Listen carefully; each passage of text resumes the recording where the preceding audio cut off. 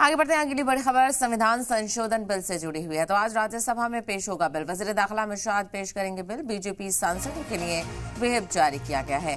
तो आपको बता दें चले मोदी सरकार संविधान संशोधन बिल लेकर आई है और इसके दायरे में पीएम से लेकर सीएम और तमाम वजीर शामिल होंगे। और अगर 30 दिन से ज्यादा हिरासत में रहते हैं, पूछताछ होती है और जेल हो जाती है, बेल ना मिलने पर आपका जो ओहदा है वो भी चला जाएगा। तो आज राज्यसभा में पेश करेंगे ये बिल वज़ीर दाखिला अमित शाह। आपको बताते चलें कि बीजेपी सांसदों को इस दरमियान व्हिप जारी करके मौजूद रहने के लिए कहा गया है। तो राज्यसभा में आज पेश होगा आईनी तरमीमी और ऑनलाइन गेमिंग बिल। बीजेपी ने अपने एमपीज को व्हिप जारी किया है। लोकसभा में आईनी तरमीमी बिल की मुखालफत देखने को मिली थी, जब वहां पर वज़ीर दाखिला अमित शाह ने पेश किया था ये बिल और अपोजिशन के मेंबरान ने वज़ीर दाखिला की तरफ कागज के टुकड़े भी फेंके थे। यानी अपोजिशन इस बिल की मुखालफत कर रहा है और अब इस बिल के पेश होने की बात राज्यसभा में है।